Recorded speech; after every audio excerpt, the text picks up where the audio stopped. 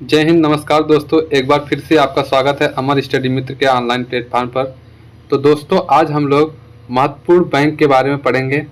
ये महत्वपूर्ण bank topic जो है ये सभी एग्जामों में पूछा जाता है। बैंक से रिलेटेड क्वेश्चन बन जाते हैं एक दो क्वेश्चन, और रोज़मर्रा की ज़िंदगी में भी महत्वपूर्ण बैंक जो अगर आप लोग जाने रहेंगे कौन कौन से बैंक हैं, क्या कैसे क्या सिस्टम है, तो आप लोगों को इससे फ़ायदा मिलेगा, प्रॉफिट मिलेगा। ठीक है दोस्तों, आइए स्टार्ट करते हैं आज का टॉपिक जो महत्वपूर्ण बैंक से संबंधित है।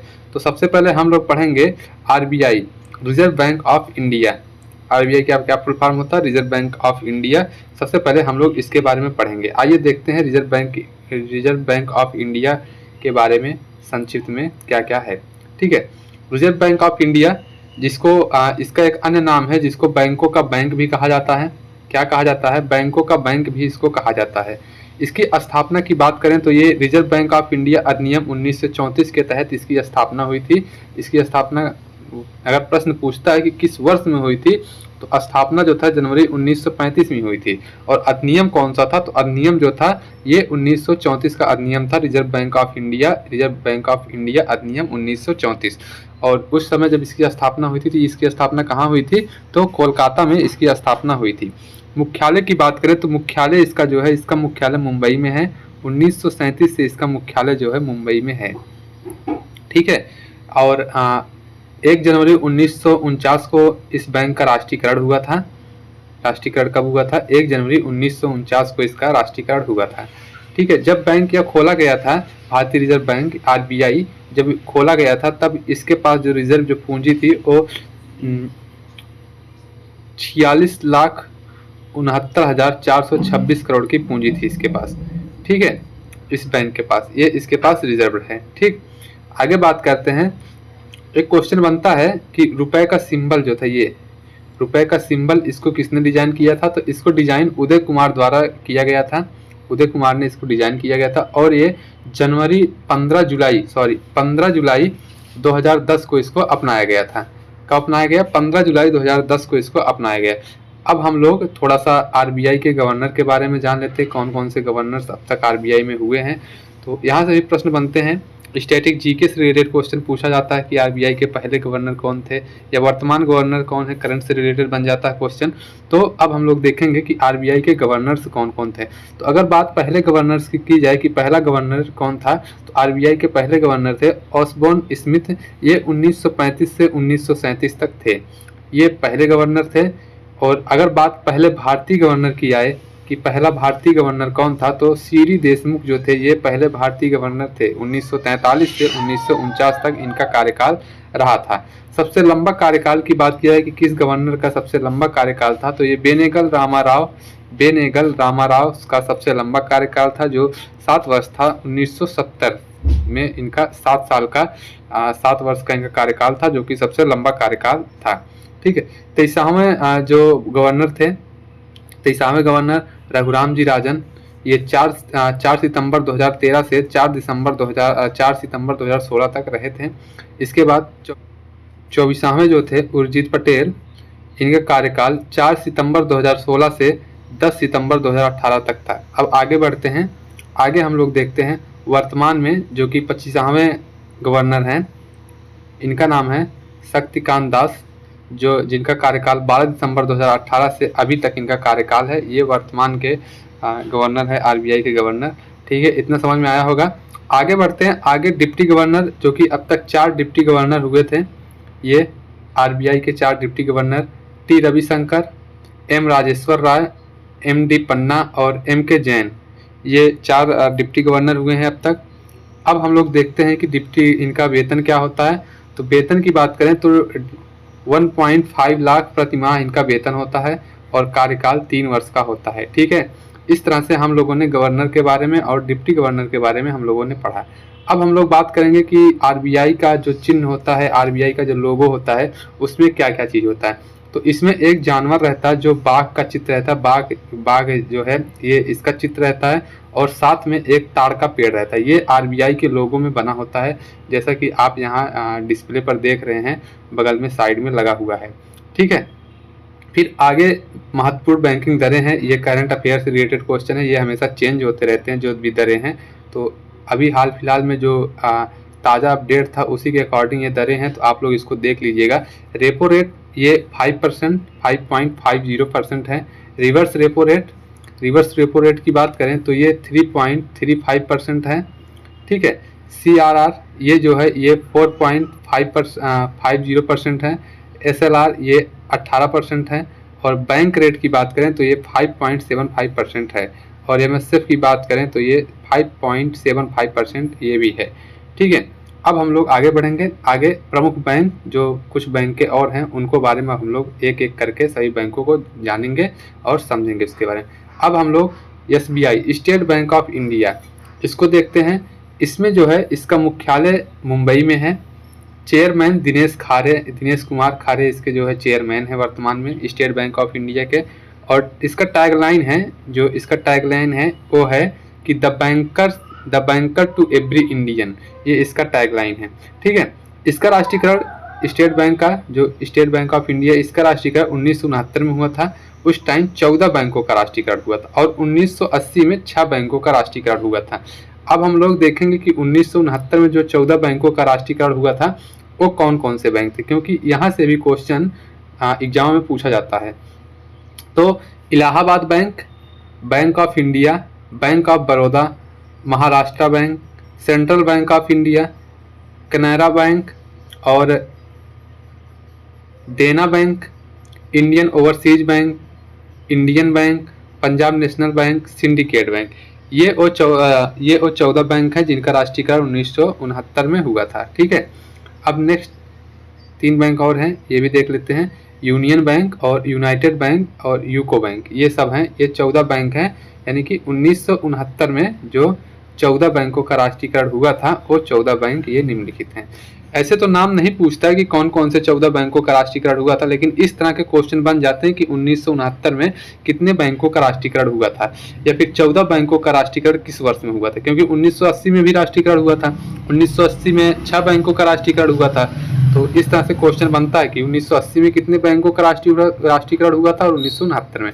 देखिए यहाँ पे है 1980 में कितने बैंकों का राष्ट्रीयकरण हुआ था, तो 6 बैंकों का राष्ट्रीयकरण हुआ था। ये 6 बैंक कौन कौन से हैं?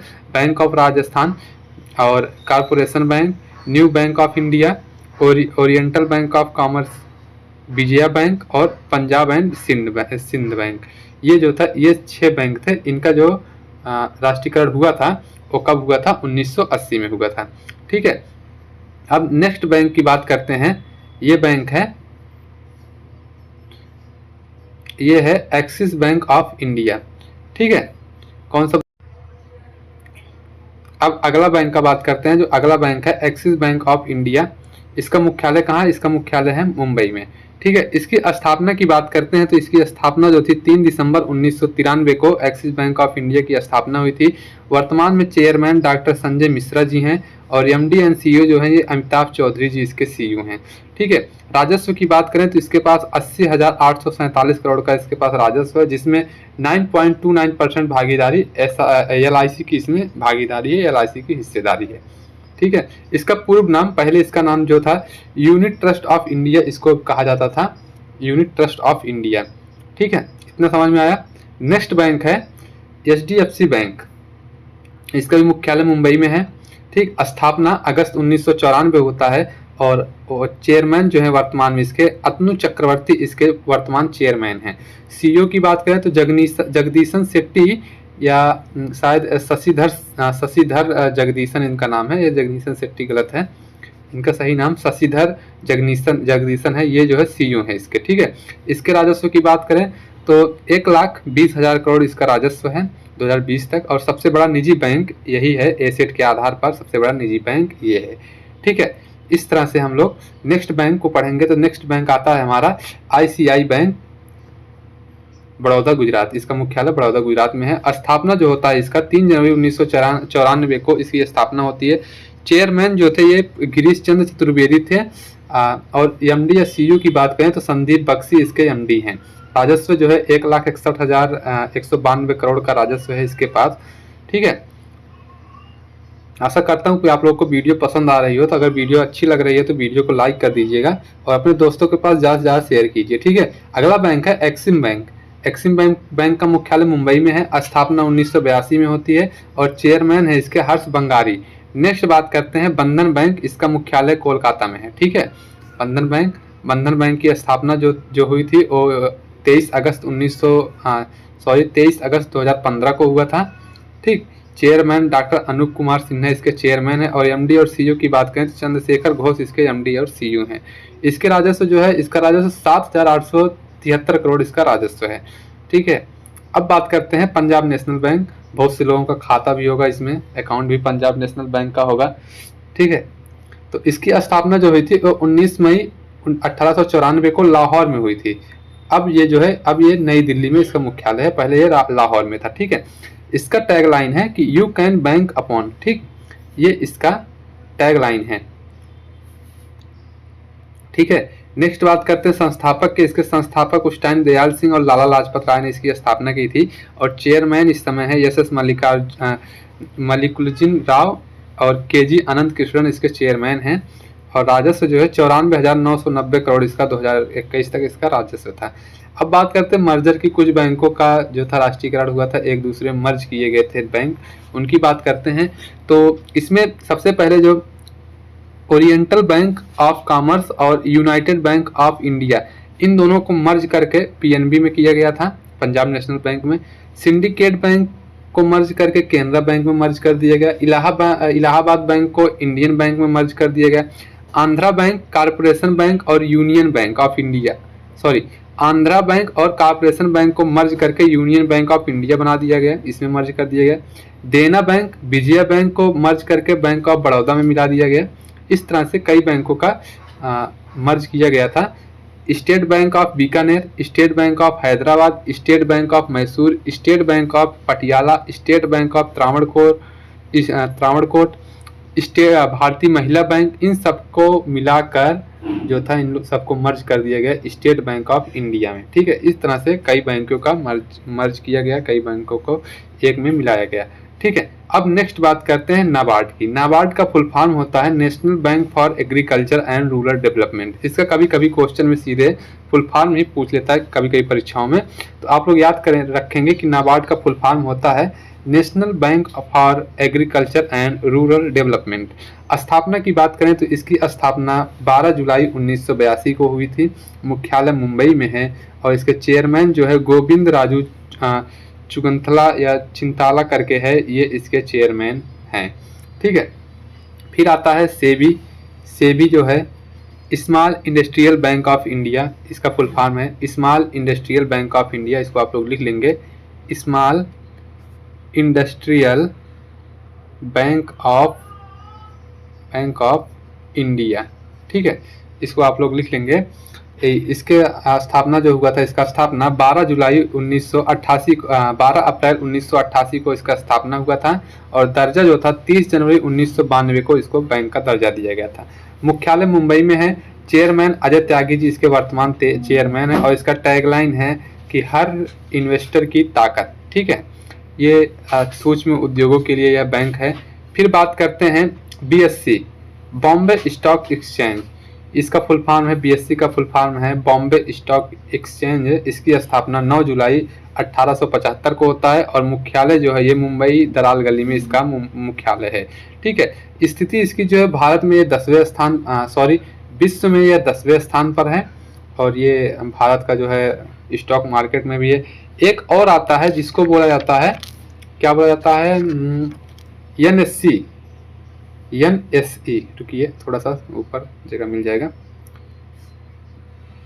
एनएसई एक ये होता है, इसको बोलते हैं नेशनल स्टॉक एक्सचेंज। इसका मुख्यालय जो था मुंबई में था, मुंबई में इसका मुख्यालय था या मुख्यालय है मुंबई में और स्थापना 1982 में इसकी स्थापना हुई थी।